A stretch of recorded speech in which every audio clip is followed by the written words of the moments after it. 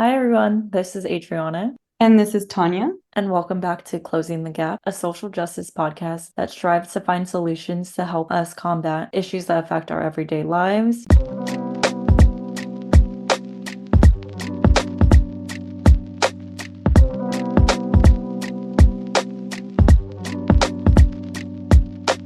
Before starting this episode, please be advised of a trigger warning as heavy topics are discussed, such as police brutality, violence, and Palestine. Today's episode, we have a lot to go over. We are still at the beginning of this new year, and with that comes reflection. A lot happened in 2023. There's so many topics we felt that were very necessary to bring up again and just kind of reflect on because of the impact that it had not only on last year when the event occurred, but the implications it has for this new upcoming year and for years to come. So we're really excited to shed light on these different topics and really just dive into why they're so important. Of course, this is a super non-comprehensive list. So much happened, how much happens every single day, let alone in a year. But we felt like this was a good array of events that really were important to just emphasize, that maybe didn't receive enough publicity or news, and that we think more people should know about, because a lot of these are ongoing. A lot of these we still need to take action just because the event or the major climatic part of the event has already surpassed. Some of these are still in court. We still have petitions. We still have to call our reps. So it's a good way to just remember, just because that year is over and just because the event is no longer maybe in the news as much as it should be, that doesn't mean that our actions should be done as well and we can continue. So if you haven't heard of any of these, we just hope that you learned something. And if you did hear about this, but maybe forgot about these events and forgot, we hope this is a reminder to kind of check back in. Where is it now? And what can you do about it? Yeah, and I know when we were compiling this list, I actually was shocked at how I also forgot some of these events myself. So again, it's really good to look back and reflect. We wanted to start off with Tyree Nichols. If you recall, earlier last year in January, he was stopped by 5 police officers, apparently for reckless driving, was dragged out of his car, and some could compare the beating he received to that of Rodney King. He was tased, he was pepper sprayed, he was beaten with batons to the point where he indicated that he could not breathe, and despite having ambulance and hospital care, passed away 3 days later. When is enough enough? It seems like every day we just continue to hear these police brutality stories brought up. And the reason we specifically wanted to share Tyree's story, not only because it's a story that might have been forgotten, but also because of the officers that were involved in this awful killing. Because that's what it was. It was a killing. The fact that these 5 officers were all Black with police brutality, it's typically the story of the police officer being white and the person who is either injured or unfortunately unalived being a person of color. But in this case, all 5 officers were Black. And it just goes to show police brutality, for the most part, yes, there is a lot of race dynamics that come into play. But at the end of the day, the biggest issue, in my opinion, with a lot of our police departments in the United States is the power dynamic. The fact that they have the right to stop someone at their light, force them out of their car, and have them endure this type of treatment simply because you're stopping someone at a traffic light. It never ceases to shock me. Each story hurts, and this one, especially it coming out so early on last year. Yeah, it's another one in the long line of incidents that are similar when it comes to police not doing what they're supposed to do, which is keeping us safe. It's doing the complete opposite, scaring us, hurting communities, some more than others. I think the fact that, I don't know if we mentioned, but Tyree Nichols is Black. So that's where the race dynamics comes into play. You would think they'd be nicer or know that that's an issue in the Black community. And so you think that they would have that in mind when seeing a fellow Black person, but that wasn't the case. And so this brings up the question, well, why? Why do we hurt people we identify with? This is no longer, like Adriana said, white versus Black, white versus brown. It's not just because you're white, you're evil. Not even necessarily that these people are evil. The way I see it is they have just been brainwashed. I don't even think they realize what they're doing, because to do that, you can't go back, right? To cause so much harm on another living thing, You can't go back from that. And once you do it, that something just opens inside of you. I think it's a reminder that we're all capable of this. And to really make sure it doesn't happen again, it doesn't mean that we need to address white supremacy only to white people. It means clearly that there's something deeper happening here at a systemic level when it comes to police institutions, when it comes to what are we funding? Are we funding more police? Or are we funding community resources instead? And also at an internal level, because why are we internalizing this hate? When does it start? Does it start when you're young? Or for these police officers, did it start when they became police officers? So there's a lot of questions, and honestly, this may bring up more questions than answers.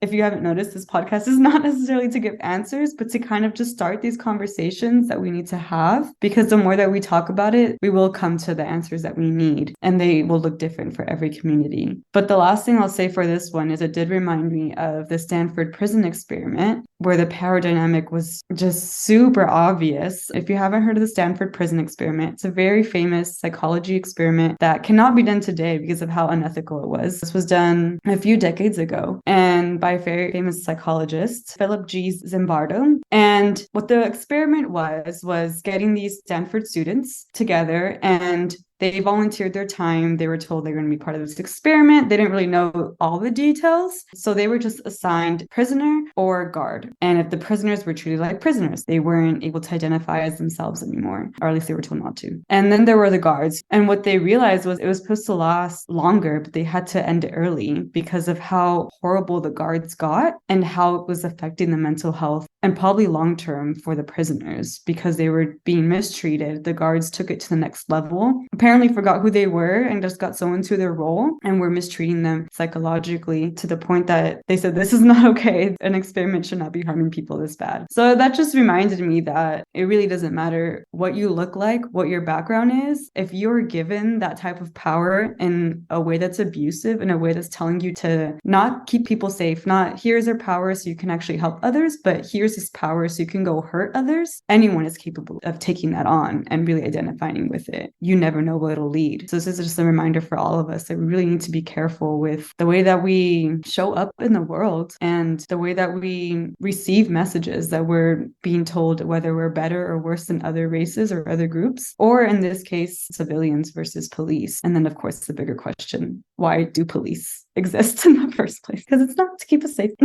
No, and that's a whole nother topic we could also dive into, but I really think that that was a great example that you brought up, Tanya. And before we move on from this topic, two major callouts. One, power dynamics are a key factor in a lot of social issues that we have, and racism can be internalized. For our next topic, we did want to bring up something that also happened earlier on last year, which occurred in Palestine, Ohio, which included the derailment. I believe in total it was about 38 train cars. Out of that 38, there were 11 that contained hazardous chemicals, including vinyl chloride, which is used to make plastic. Awful chemical because of the derailment, which was caused because of a wheel overheating from being overworked, essentially caused all of these chemicals and contamination to affect the entire city in Palestine, Ohio, to the point where residents had to be evacuated. As we all know, a chemical spill or any kind of pollution like this isn't something that's easily fixed. It's currently still being cleaned a year later because this event occurred in February of last year, 2023. It's being said that the cleanup won't be finished until well into the summer of this year, but cleanups like this take years. And it just raises the issue of how, again, the importance of environmentalism, of being more sustainable.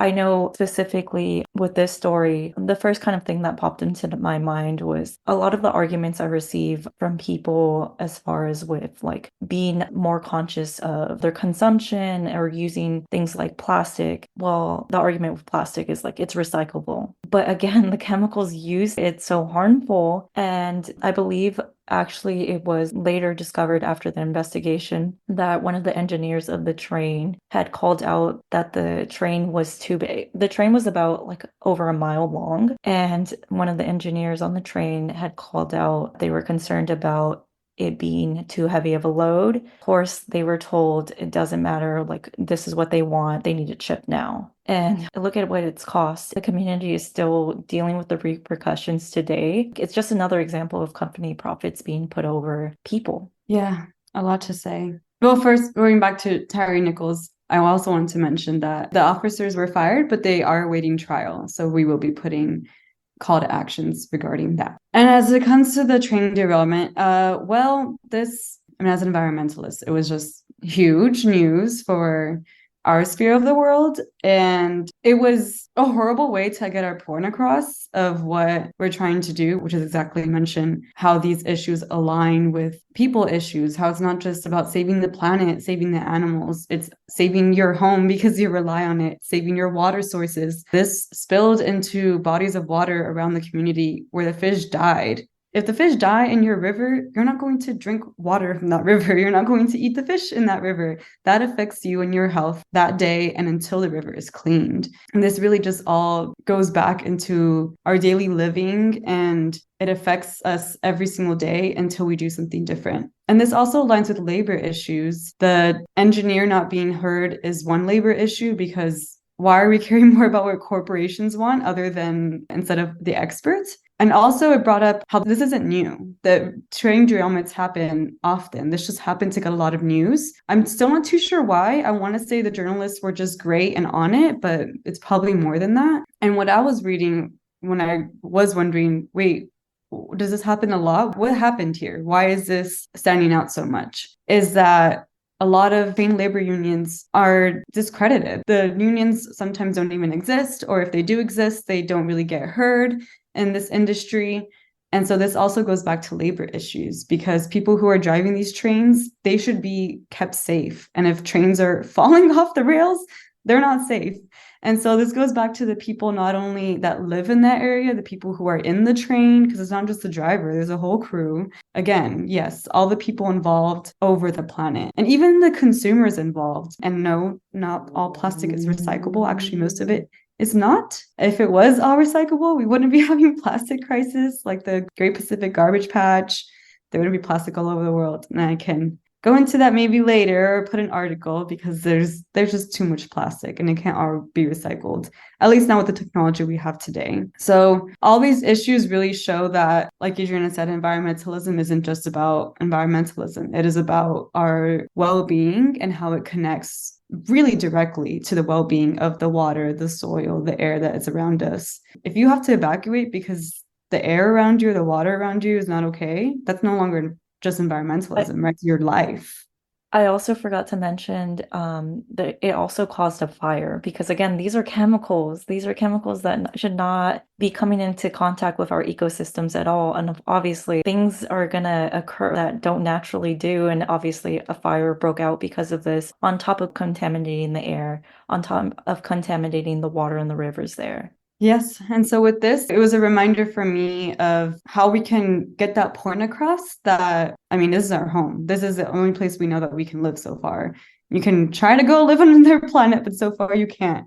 And so living where we are right now, we can't take it for granted. We really do have to take care of it and be mindful of what we put into the things we rely on, including water and land to grow food. It seems very basic, but when something like this happens and you have to leave your house in an instant because it's unsafe, I think that reality really hits home, that just because you have four walls around you right now, that doesn't necessarily mean that it's going to stay that way. That can happen to anybody. This seems like maybe a freak accident, like, oh, that can't happen to me. But like I said, this happens in other places, and bodies of water get contaminated all the time for a bunch of different reasons. So yes, just keep it in mindful what you can do with your consumption, but also calling out these corporations, because if we all individually change our consumption, if these corporations continue doing the same thing, it's only going to do so much. So it's about individual action, but that combines with collective action that leads to real change. It's why I brought up the whole issue with plastic. Again, one of the biggest chemicals that was found in these cars was the vinyl chloride that is used to produce plastic. So one way that we can impact this kind of issue from occurring again is by minimizing the need for that chemical, right? Again, fighting and learning and going against this propaganda that we're fed. At the end of the day, corporations listen to demand and they listen to bend. So let's talk with our wallets. It's one way that we can combat this issue, right? Is showing them that we don't necessarily need these types of products.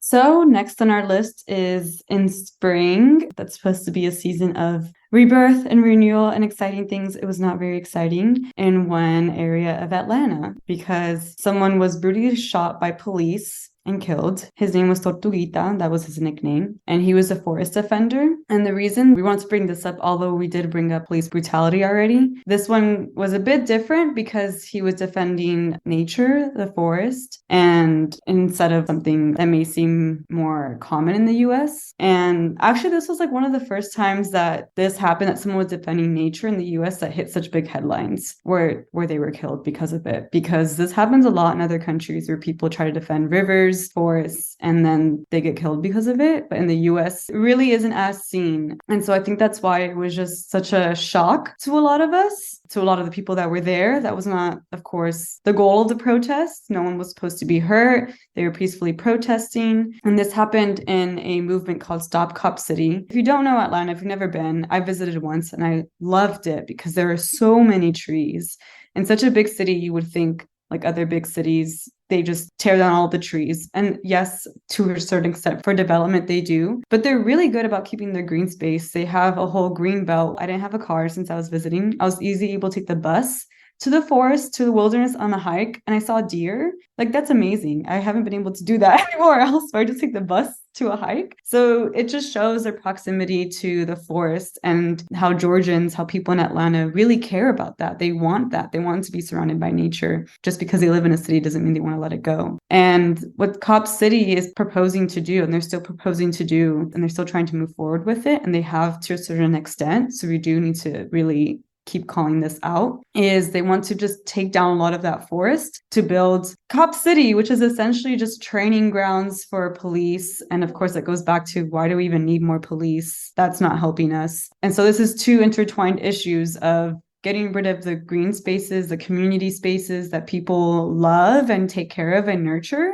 and willing to put their lives on the line for, with the backdrop of police just trying to expand their power. There's going to be like a helicopter pad and everything, just unnecessary money going into this when it should be going, again, back to our communities. And it's a lot of money, y'all. Like, it's not even a couple million. It's about 90 million, 30 of which is coming from the city, which is terrifying because the police departments across a lot of major cities already have enough funding. Too They much. have too much.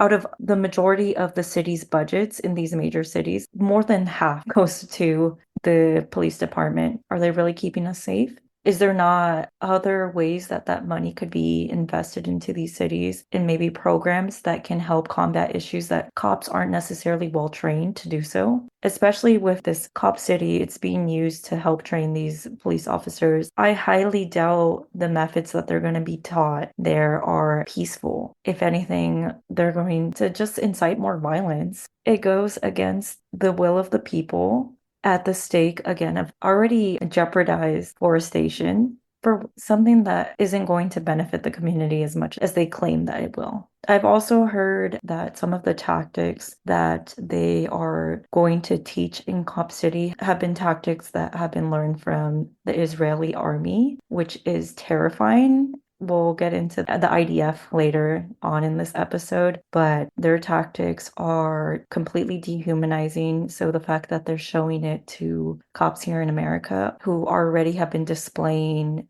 abuse of power is something that should frighten all of us. To Tania's point, it's something that we need to be vocal about to show that, like, the people don't want this. We'd rather invest our funds into the community. This project is still being planned, still being organized, and there is still an opportunity to hopefully stop it.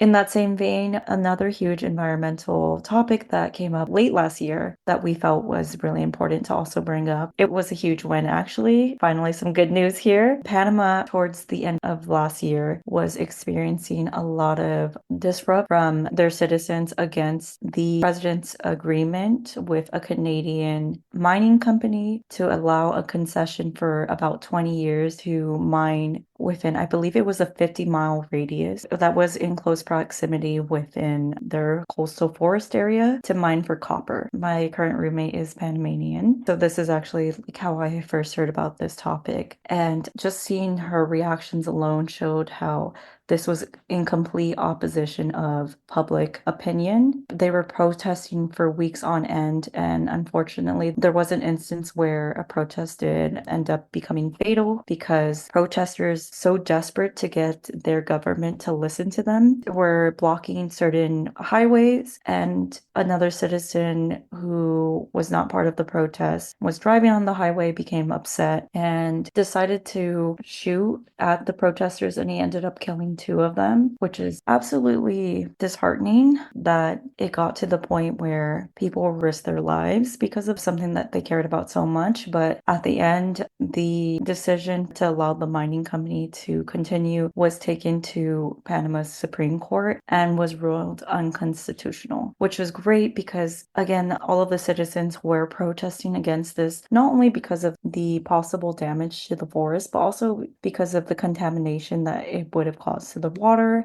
I've never been to Panama, but from hearing from my roommate, just understanding how rich the ecosystem is out there, all of Latin America is graced with such a beautiful ecosystem, and it's important to protect these things. And it's good to know that it did end in a positive note and that the mining company was completely stopped. Mind you, I do also want to call out the mining company was a Canadian one. So the fact that not only were they about to cause all of this damage, but you're not even a part of the community, it's no wonder that so many citizens were willing to protest and speak up against their government because of how important this issue really was to the population there. It seems like as we got later into the year, we actually heard some good news environmentally. We went from the Ohio derailment, contamination, to forest offender losing their life, to a success. And it is important to call out successes and victories because it's a good reminder that although sometimes it feels like our efforts are not working, clearly they are.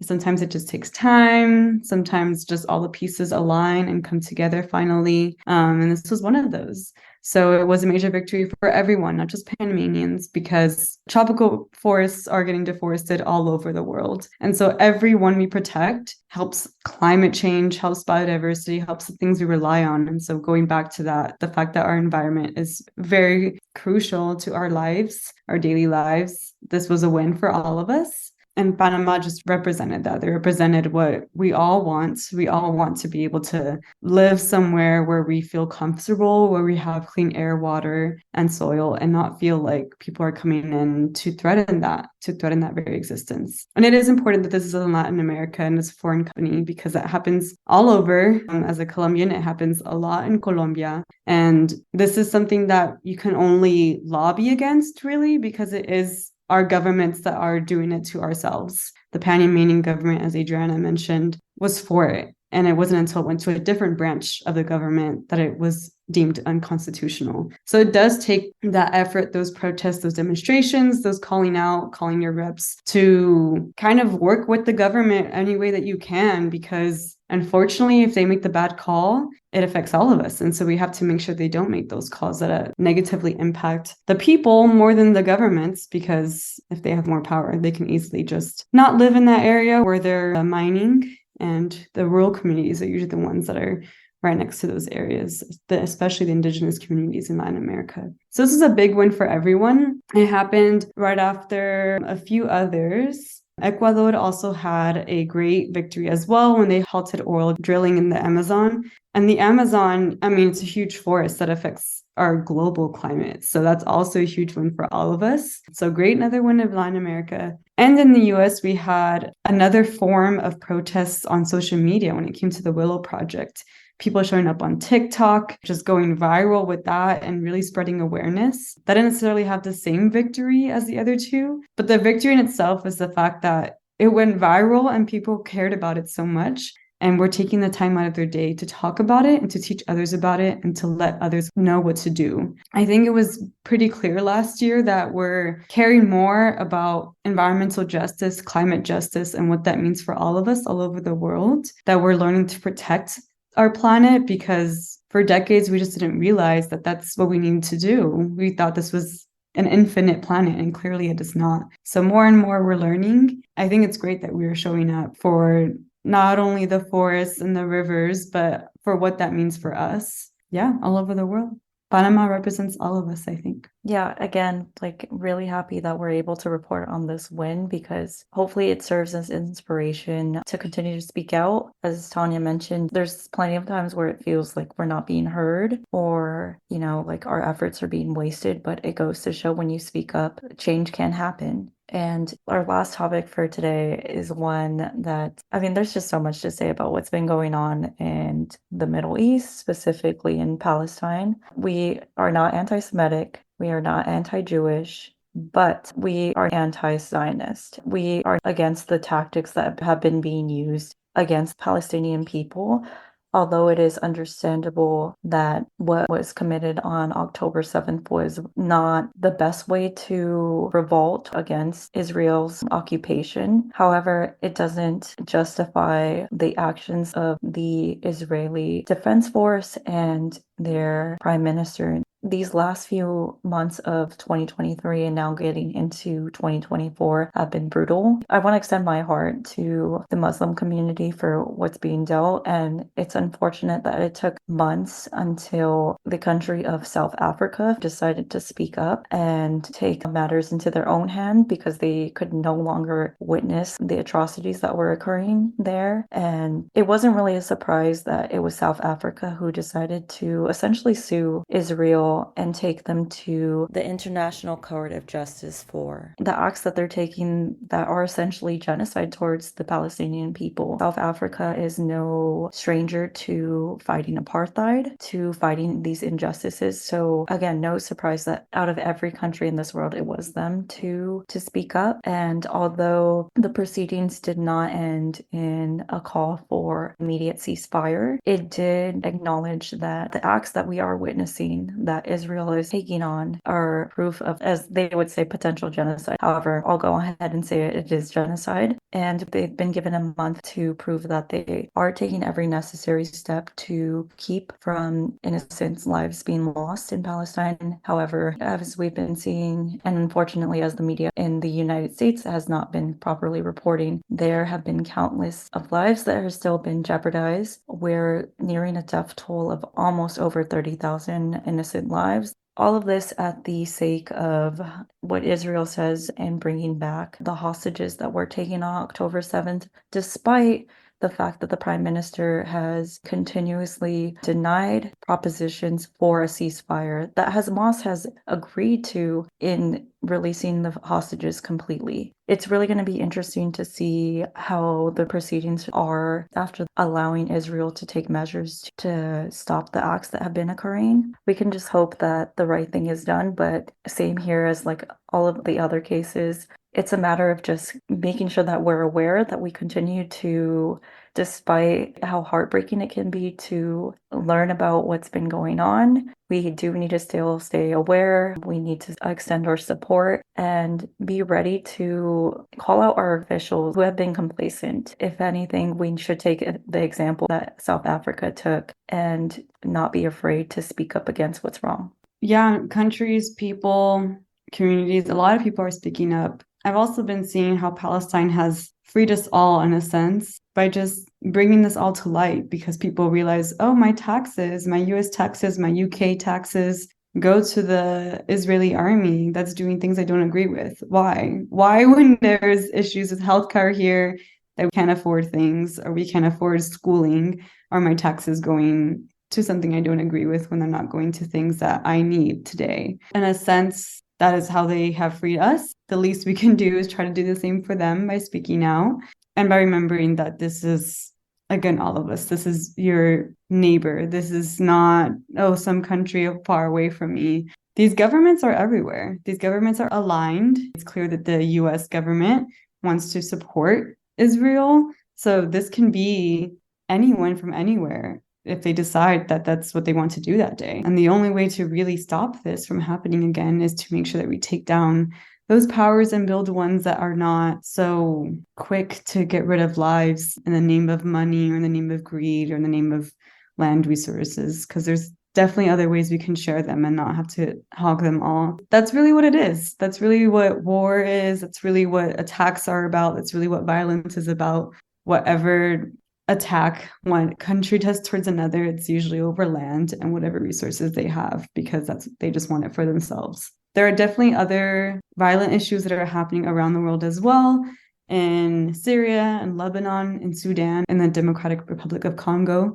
All of these have been happening for decades. Palestine has just gone viral on social media. It has just gotten a lot of news. And I think it's because it does involve a lot of countries that people are funding Israel, or they're either supporting Palestine. Other countries have spoken out in the United Nations in support of Palestine. So it's clear that right now it seems like countries are taking sides. And while it's not necessarily about that, it is just about speaking up for the lives that are being lost and focusing on that and knowing that there's going to continue to be bloodshed on both sides unless we stop this just immediately, just ceasefire completely. So that is what we ended the year with.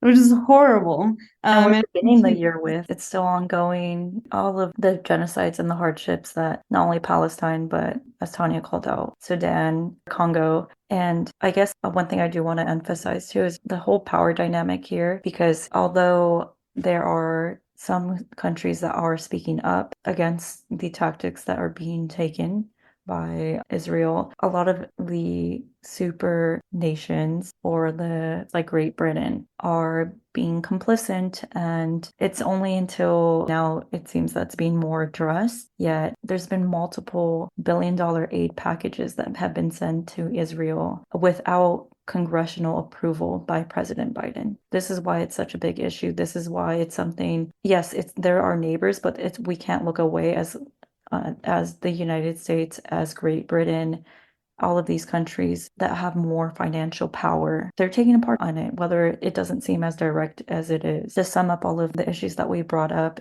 it really comes down to power dynamics, to really what our governments are choosing to put over people. And there are moments where it can be difficult to speak up, but these acts are only going to continue to happen if we don't say anything, and if we don't speak up, and if we don't take the action to stop all of these injustices from happening. And it's important to remember what speaking up looks like. It looks different for everybody. That doesn't mean you have to go into the streets if you can't. There's plenty of ways you can do it. If you have a phone, you can call your reps. If you don't have a phone, you have an email address, you can email them. You can get people out to vote, encourage them to vote, give them information. Because if you don't agree with what the current elected representative is doing, then you have to vote them out and you have to vote someone else. That's the only way we can do it here in the US and in other places. And just sharing information. Sometimes it can be as little as sharing an article, sharing a graphic on social media that's super shallow sometimes, or super superficial sometimes, just because it really just scratches the surface, but it's a start. So just sharing something to start with, and then diving deeper, learning more about it yourself so you can talk about it more in spaces when it comes up, because these are all issues that were in the news. And so this is not just something we're talking about in this podcast. I'm sure you've had conversations just talking to friends or family. Hey, did you see this? Hey, did you hear about that? What do you think about that? Like, oh my gosh, that was wild. And then you could tell people your point of view. And so again, this podcast, it really is just us trying to bring up topics that we feel like struck out to us and to continue that conversation. And while a lot of these topics can seem heavier, I think reminding ourselves that there are victories, there were victories last year, there will continue to be victories because people are doing amazing work around the world. It's just inevitable that we'll continue to have victories. To remember that those victories only come when we dedicate time, energy, and effort into the movements of climate justice, liberation, no more police, defund the police, whatever movement you want to be a part of and dedicate time to, it needs you. And so do what you need to do to kind of reflect from last year, to kind of take a step back maybe and recharge, because it's another year full of who knows what events will happen. But if we take each one at a time, then we'll find a way out and we'll get somewhere better than we were before.